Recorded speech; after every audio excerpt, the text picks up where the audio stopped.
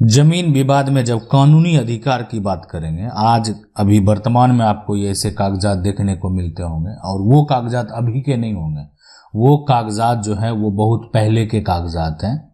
यानी जाली म्यूटेशन करा लेना, जाली लगान रसीद जो है कटा लेना, ये पहले के समय में आम बात है ना। पहले के समय में ऐसा क्या करते थे लोग, मतलब जो काम, सारा काम जो हो रहा है एक रजिस्टर मेंटेन करके हो रहा है, तो उस केस में जो है इस जमीन का अगर बात करें तो जाली एक तरह से म्यूटेशन करा लिया। ठीक है, जाली जो है यहाँ पर म्यूटेशन करा लिया, और या यहाँ पर अगर देखा जाए तो जाली इसका लगान रसीद भी जो है वो भी कटा रहा है, वर्तमान में जमीन पर जो है कब्जा करके भी रखे हुए हैं। अब ये जो 1946 के पहले बंदोबस्ती भी नहीं है, तो इसका भी एक मतलब हम बताते हैं कि देखें, ये सभी उन सभी प्रकार के जमीनों के साथ किया जाता था जो जमीन जो है पर किसी का 100% मालिकाना हक नहीं था, मतलब किसी का ऐसा कोई निजी प्रॉपर्टी नहीं था जिस पर आप जाकर आरोप लगा सकते थे। यानी उस व्यक्ति का उस पर 100% कानूनी अधिकार नहीं था। तो आज जो आप ये समस्या देख रहे हैं कि जाली म्यूटेशन करा लेना, यानी ऐसा क्या करता होगा, तो ये ऐसा करता है कि ये जो जमीन है, ठीक है, और इस जमीन का जो एक तरह से रजिस्टर आपका अंचल कार्यालय में मौजूद है। अब ये अंचल में आया कहाँ से, अंचल में आया है ना, आया जिला से। तो जिला में तो जो इन्फॉर्मेशन है वो अंचल को भेज दिया गया।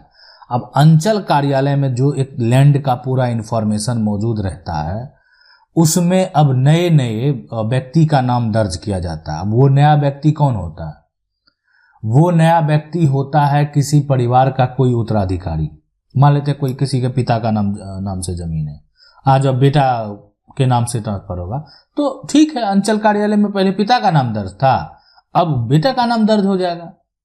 लेकिन अगर जो जमीन है, अगर बात करें, पहले पिता के नाम से दर्ज था, अब कोई अन्य व्यक्ति ने अपने नाम दर्ज करा लिया। अब अपने नाम दर्ज करा लिया और उसमें जो है जिसके नाम से दर्ज था वो लगान रसीद जो है, एक तरह से लगान शुल्क जो जमा ही नहीं करता था, और वो क्या किया, एक कागजात बना लिया। उसके बाद धीरे धीरे उस कागजात से जो है वो लगान रसीद भी जमा करना शुरू कर दिया, और बाद में जाके बोला कि मेरा इसका रसीद कट रहा है, मेरा रसीद कट रहा है। बाद में जाके सीधा बोला मेरा रसीद कट रहा है, तो आपका नहीं कट रहा।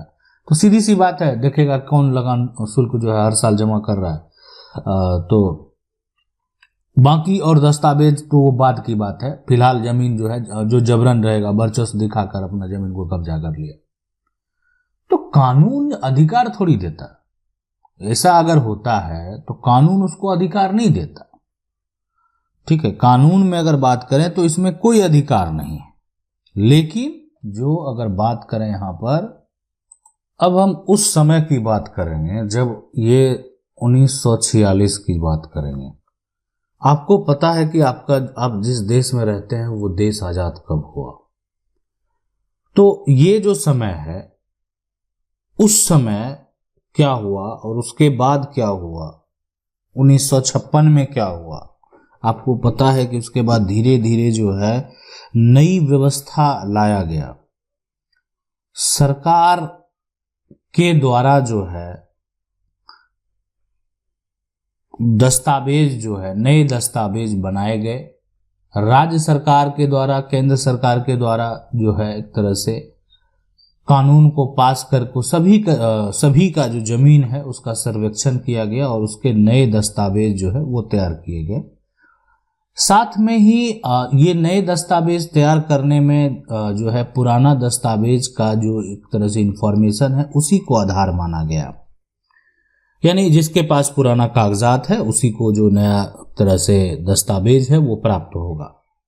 अब किसकी जमीन पुराना में क्या हुआ, एक तरह से जो भी हुआ, लेकिन पुराना जिसका जो है, जो अंग्रेजों के द्वारा सर्वेक्षण किया गया था, उसी के आधार पर नया सारा कार्य किया गया। अब इसमें बहुत ऐसी जमीन थी जिसका कोई भी डाटा नहीं था, और उस जमीन को आप कह सकते हैं कि वो गैर मजरूआ जमीन है। और वो गैर मजरूआ जमीन जो है आप कह सकते हैं कि किसी का खास है, और अगर सरकार के पास है तो वो गैर मजरूआ ज़मीन जो है वो आम है। अब ये ज़मीन की अगर हम बात करें तो ये ज़मीन पे उस व्यक्ति का, कहने का मतलब है कि अभी बहुत लोगों का इसमें जो लगान रसीद है वो कटना बंद हो गया, बहुत लोगों का उसमें रसीद कटना बंद हो गया। तो बहुत सारे राज्य में क्या देखा गया कि उस व्यक्ति का रसीद जो है कटने का प्रक्रिया चालू कर दिया, जिसका बंदोबस्त 1946 से पहले हो गया था। मतलब ऐसा आदेश लाया कि आप जो है पहले के समय में जो आपका अगर बंदोबस्त हुआ है, अंग्रेजों के समय में आपका अगर बंदोबस्त हुआ है ना, तो आपका जो जमीन है उस जमीन का अगर रसीद नहीं कट रहा तो रसीद कटेगा, मतलब वो आपकी जमीन होगी।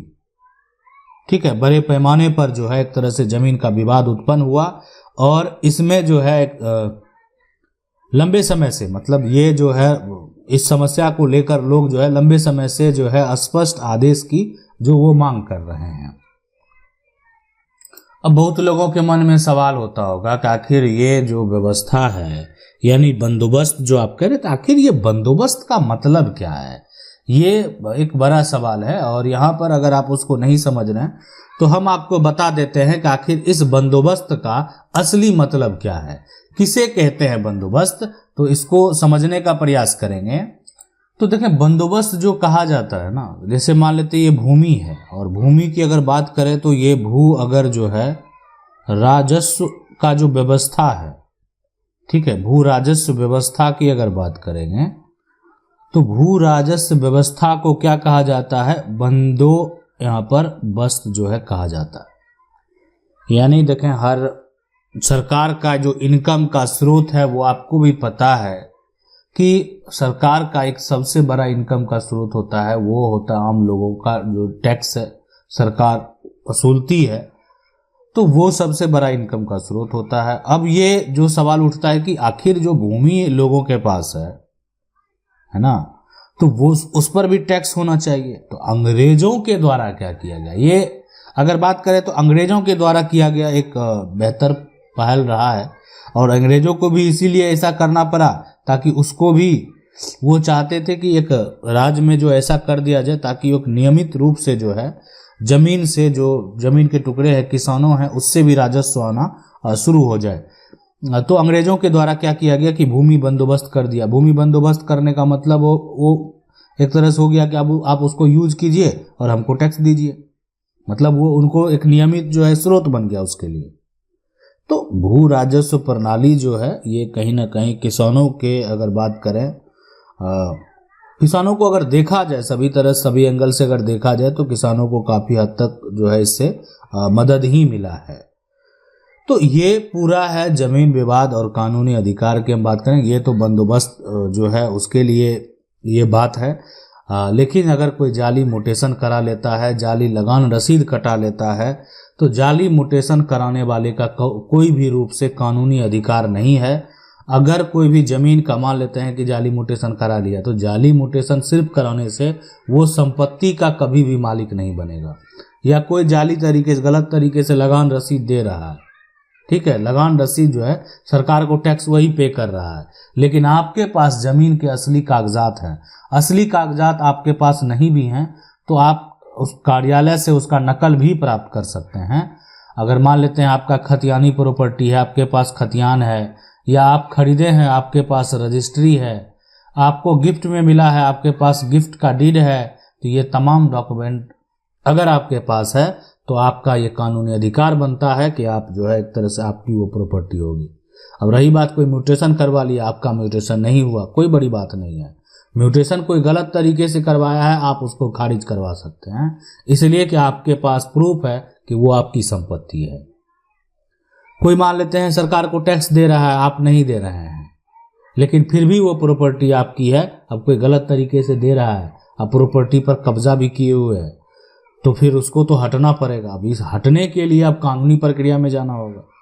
अगर कोई व्यक्ति से हम लड़ने में सक्षम नहीं है, बलपूर्वक हटाने में सक्षम नहीं है, तो फिर हमको क्या करना पड़ेगा? कानूनी प्रक्रिया में जाना पड़ेगा, और कानूनी प्रक्रिया के तहत उसको जो है हटाना पड़ेगा। आशा करते हैं वीडियो अच्छा लगा होगा। वीडियो को लाइक जरूर कर दें। चैनल को पहली बार देख रहे हैं सब्सक्राइब करके जो बेल आइकन है उसको जरूर दबा लें। मिलते हैं अगले वीडियो में, तब तक के लिए जय हिंद।